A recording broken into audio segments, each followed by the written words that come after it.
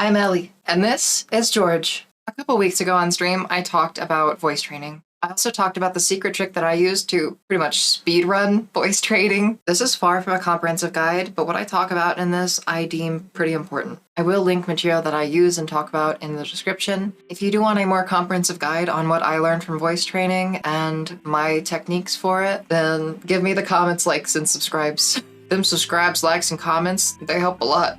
With that said, enjoy. The two party tricks that I know I have is doing like a really good like sultry voice, which I guess isn't a lot, but it's something that I'm proud of considering that I used to sound like this, so. But yeah, that, and I can turn my arms backwards and crawl on the floor like that, which is really fun to do. I wish I could say that I do comedy. Yeah, I know, right? It's pretty fucking weird. It's hard to talk like this for me. I have to like manually hold my voice down. It's pretty hard. Yeah. But now, of course, I sound like this. I've spent over a year voice training. Yeah, I found material online basically explaining how to voice train, like a tutorial. And then I found some stuff on YouTube that I kind of looked at. Not a lot on YouTube, but some brief stuff. And then I am also an actress. Having a flexible voice is very important for acting. And I use the stuff that I learned about voice training for acting and vocal skills when it comes to acting. I kind of mixed that with voice training to be trans and feminize your voice. It's important to me, personally. Obviously, I have no insecurity about my like masculine voice anymore. Considering that I am like so ready to like show the fucking world, yeah, I used to sound like this. But yeah, one of the things that held me back from transitioning at first is because my voice always brought me insane dysphoria. And I thought that I would never be able to change my voice. That's why I went so hard on voice training, is because that was one of the biggest things that I wanted to focus on. And now my voice is super flexible. I can kind of change it on a whim. I can do like a kind of sultry voice if I want to. I can kind of switch my voices whenever I want. And it's nice. It feels very freeing, actually. Do also do it to fit in, because if I'm in public, I'm probably gonna sound something closer to this, because voice is one of those things that helps you pass a lot, weirdly. That's one of the biggest things that people use to gender you. I can do the ooh-woo voice. I used to torture people by talking like that because it was funny to watch people cringe at it. Yes, it is a gradual process, but there is one tip. There's actually two tips that's really important. Nani? Chin chin baka no gecko or something? Yeah, I can't really do the man voice anymore though. Honestly, if you wanted to like just have more androgynous voice or switch pretty much whenever you want with your voices, just takes practice. I could easily still do the man voice if I just practiced it more, but I don't ever practice it. I never talk in that really. So I can't really talk like this pretty often. And according to people that I talk to, it sounds like I'm forcing it, which I kinda am, because this is not how my natural voice sounds anymore, and it's kinda hard to maintain. Yeah, I love voice training. That's also because I have to like physically hold my Adam's apple down. One thing that voice training actually does that is really helpful that a lot of people don't realize, that causes you to raise your Adam's apple, and then your Adam's apple is a lot less visible. And I have a very visible Adam's apple. But voice training pulls it up naturally, so it kind of hides my Adam's apple. But yeah, voice training, everyone sucks at it first. Training, it's entirely training. Masculinizing hormones, that changes your voice. But feminizing hormones don't change your voice. They change it very slightly, but what creates a masculine voice is determined by having a testosterone puberty. Because the area at the back of your throat, at the very back, that entire area is called the oropharynx, and it expands. And it becomes more like just a larger space, and that's what creates the masculine sounding voice. That's also why voice training is less about pitch. Like, I can lower my voice and it's still gonna sound feminine, because I'm changing the gender of my voice by changing the oropharynx at the very back of my mouth. Oh my god, I'm sorry, the two tips. Very important, and this one was easy for me because I'm an actress, and it's also something that you learn when it comes to acting, which is very important. Project. A lot of people, when they're voice training, they don't project and they keep their voice inside. And that's what creates like the stereotypical trans voice that a lot of people assume that trans women will sound like. But if you project, stop holding back on it, then that is what creates the natural sounding voice. That's what makes it sound way less forced. This was hard for me. I didn't learn this until I was like a couple months into voice training, and I was still sounding like this kinda. Except worse because I was earlier on into it. And projecting is what solves that issue and kind of what frees your voice. So projecting is the big one. My other biggest tip, which I recommend to everyone voice training, that I've never seen anyone talk about, like as far as I know, this is like my fucking tip that I've learned purely because I was doing acting voice training.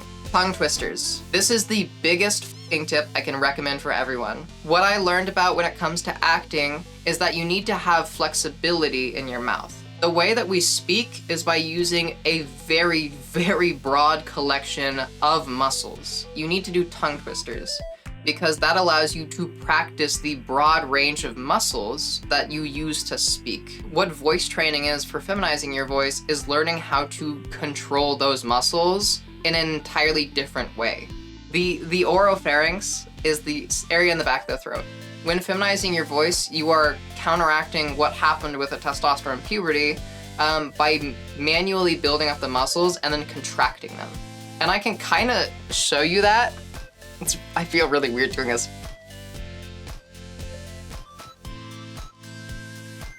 That's how you get a feminine voice. You learn to contract those muscles. It's really weird. I am still training, actually. I don't think I've mastered it.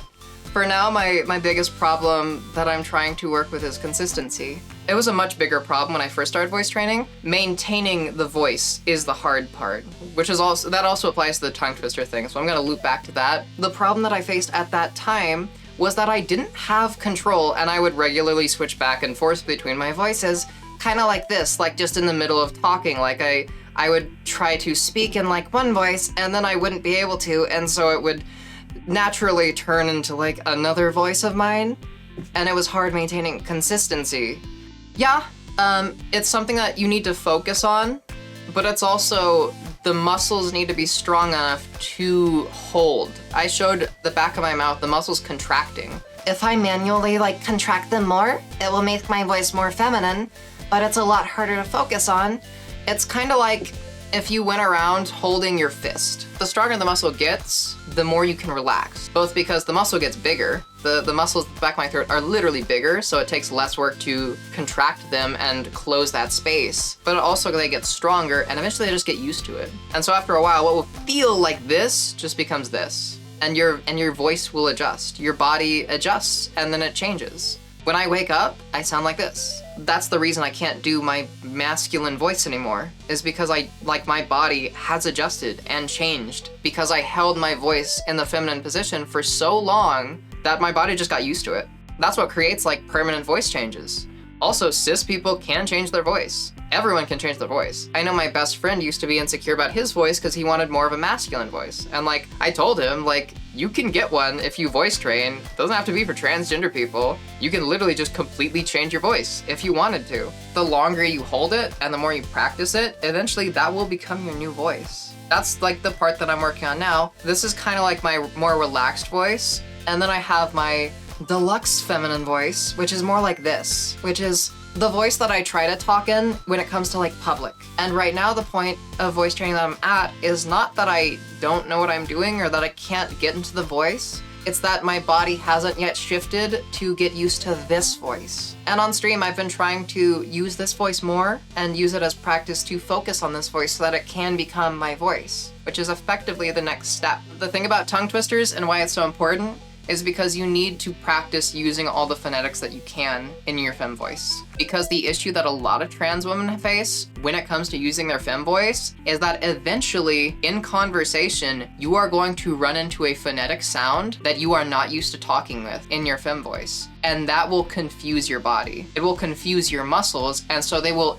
innately shift out of it. This used to be the trouble that I had with P's, where when I would be talking, I'd be talking like this, but as soon as I have to say push, I would lose the voice, and then it would force me out of it, and I'd be back in my man voice. It's like tripping. It's like talking and then your voice trips because it hits a sound that it's not used to. But doing tongue twisters gives you the ability to practice using your feminine voice with a bunch of different phonetic sounds. It's also a great warm-up. When I was still learning voice training and after I figured out the tongue twister thing, because that's what we did when it came to voice training for acting, I did a ton of tongue twisters and I memorized them and I can still do them. And my voice sounds a lot better when I do because I got so used to doing those in the deluxe fem voice. Like, Peter Piper picked a peck of pickled peppers. A peck of pickled peppers Peter Piper picked. If Peter Piper picked a peck of pickled peppers, how many pickled peppers did Peter Piper pick? And that's what I used to get used to peas. And now I can use peas while in my feminine voice without tripping. There's also About Socks, which is like a Dr. Seuss tongue twister that's really long.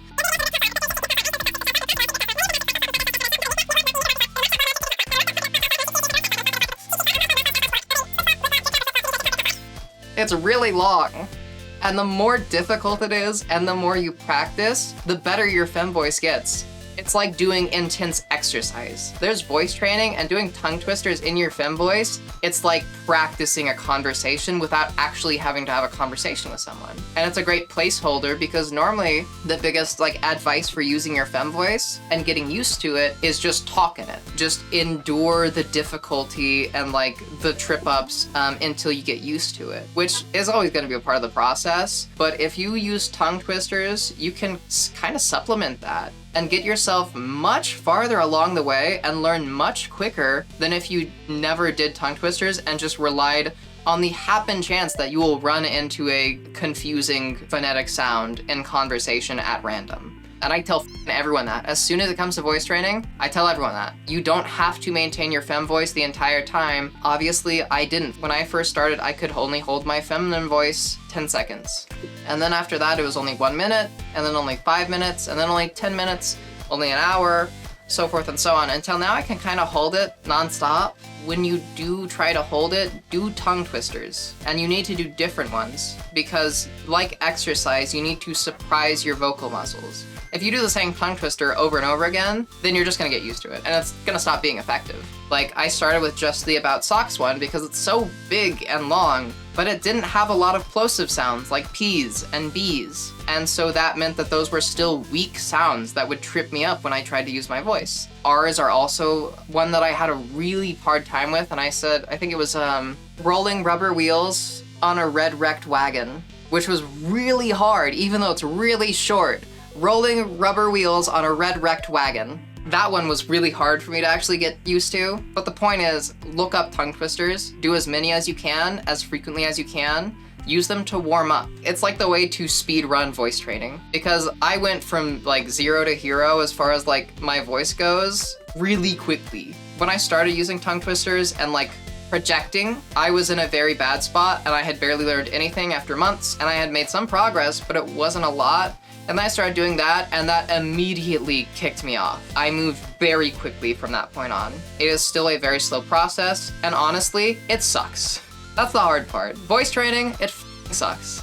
It's annoying, and it's tedious, and it's not fun doing, but it's worth it. It's worth the work. I always add that when I talk about voice training because you need to go into it expecting to not have a great time. It's gonna feel weird, and for me it was really embarrassing. I was ashamed of it, which is why I spent so much time using tongue twisters to practice instead of actually practicing through conversation, because I was really embarrassed and shy. I didn't even like my ex, my boyfriend at the time, knowing that I was doing it, because it was a very, very vulnerable period for me. Feeling like, God, I'm so far away from having the voice that I want. I hate the way I sound, and I'm never gonna get better.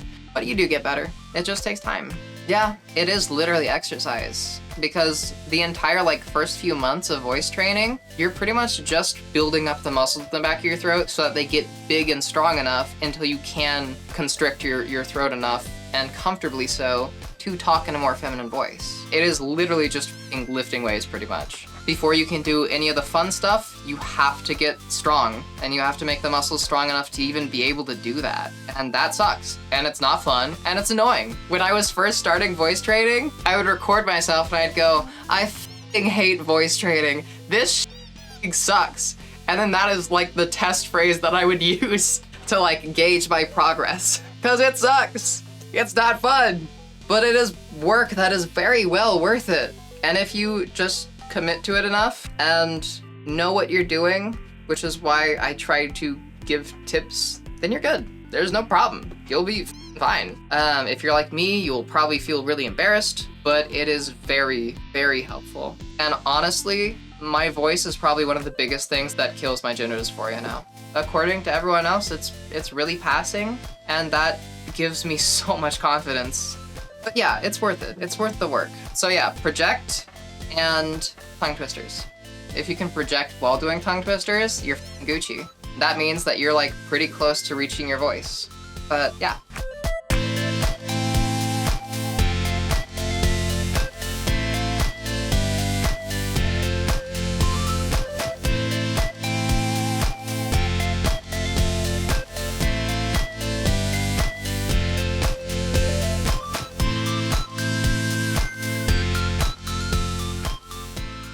Nani?